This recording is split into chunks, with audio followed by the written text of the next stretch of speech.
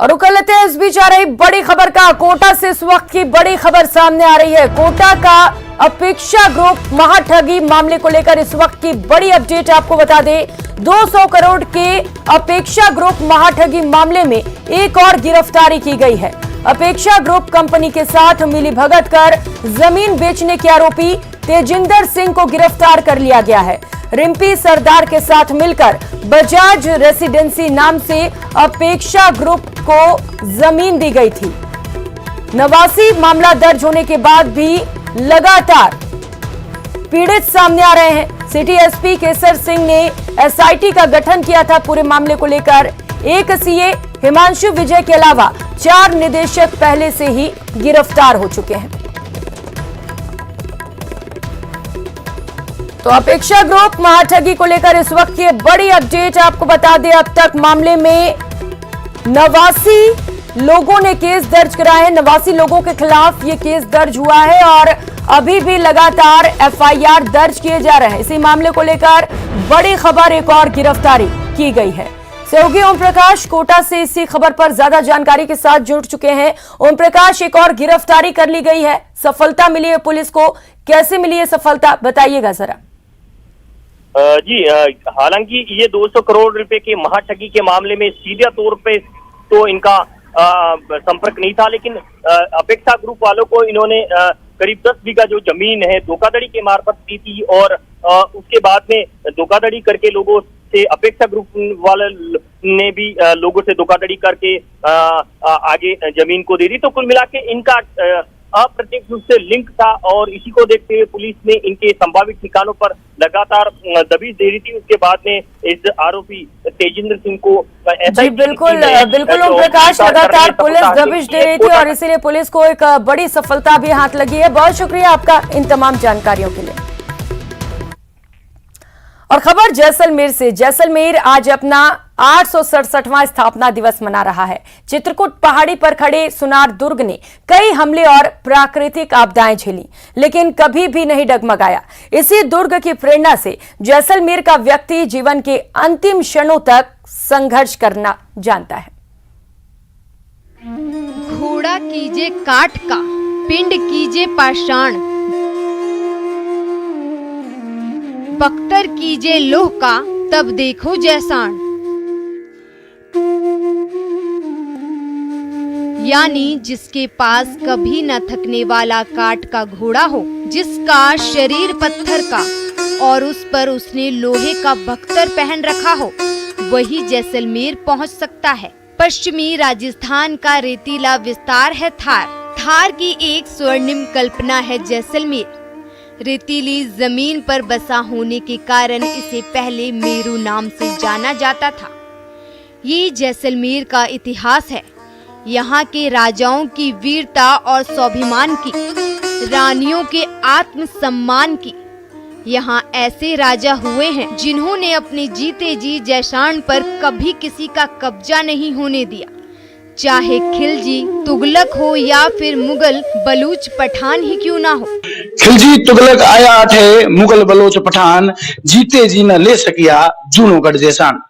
ये कहावत उस वीर और वीरांगनाओं की दास्तां बयां करता है जिन्होंने अपने खून से जैसलमेर की माटी को सींचा, जैसलमेर को आजाद और आबाद रखने के लिए तत्पर रहे।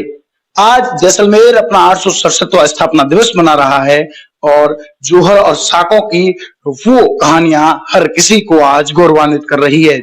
महाराजा जैसल ने सन 1178 में जैसलमेर शहर बसाया था, जिस पर शहर का नाम जैसलमेर पड़ा। महाराजा जैसल के वंशजों ने 770 वर्षों तक जैसलमेर पर शासन किया, जो अपने आप में एक अनुपम घटना है। ऐसी घटना जिसका जिक्र किस्से कहानियों में ही शायद कभी मिले। जिस सल्तनत और मुगल काल में एक से एक राज्य धराशाही हो रहे थे, उस वक्त भी जैसलमेर आन बान और शान के साथ खड़ा रहा, अपने अस्तित्व को बनाए रखने में सक्षम रहा।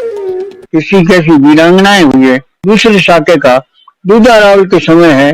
दूधा रावल जसोड़ घाटी जो था उसकी 1368 के अंदर उसका तुगलक शासकों के साथ उनका युद्ध हुआ। उस समय जब जैसलमेर के महारावल दूधा रावल जसोर घाटी के थे, उन्होंने उनसे आक्रमण करते करते सिर कटने के बाद भी जूझार होकर के कई वैरियों को, दुश्मनों को घाट उतारते चले गए। काफी लंबे समय तक जैसलमेर इराक, ईरान, अफगानिस्तान जैसे देशों से आने वाले व्यापारियों का एक पड़ाव हुआ करता था। अफीम, सोने, चांदी, हीरे जवाहरात, सूखे मेवे वगैरह का व्यापार हुआ करता था। जैसलमेर के समृद्ध व्यापारियों ने अपने रहने के लिए सुंदर हवेलियां बना रखी थी, जिन्हें देखने के लिए आज भी दुनिया भर से सैलानी जैसलमेर पहुंचते हैं। Veronica, I'm from Spain. Always I would like to travel to India, and at this moment I'm enjoying a lot. जैसे देखा जाए इस साल कोविड के भी केसेस थोड़े कम हुए हैं और जुलाई और अगस्त के अंदर यूरोप के अंदर स्कूलों की छुट्टियां होती है। उस चक्कर में टूरिस्ट यहाँ घूमने आता है, जिसमें सेफ भी है, छोटा शहर है, थोड़ा साफ सुथरा भी है। काम किया, विदेशी टूरिस्ट के साथ काम किया है, उनको उनके साथ काम करने से अच्छा लगता है। जितना सुनहरा जैसलमेर का इतिहास है, उतना ही समृद्ध और वैभवशाली इसका स्थापत्य और साहित्य भी है। पीले पत्थरों से निर्मित होने के कारण इसे गोल्डन सिटी या स्वर्ण नगरी भी कहा जाता है। बताया जाता है सुनहरी रेत पर अटखेलियां करती जैसलमेर की धरती कभी सागर की नीली नहरों के साथ मचलती थी। 6 करोड़ साल पहले अरब सागर की उत्तरी सीमा यहाँ तक पहुँचती थी, जो आज केवल गुजरात को छू कर रह जाती है।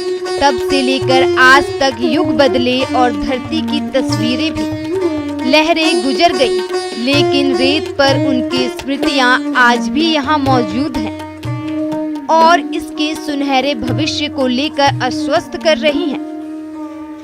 जैसलमेर का ढाल ईसा का हर किसी के दिल में जगह बना बैठा है, क्योंकि तीनों ही शाखों में जब तीसरे शाखी को अधूरा कहा जाता है तो उसमें भरा है शौर्य और पराक्रम, क्योंकि तीनों ही बार जैसलमेर विजयी रहा और अपने आप में एक अनूठा उदाहरण बना।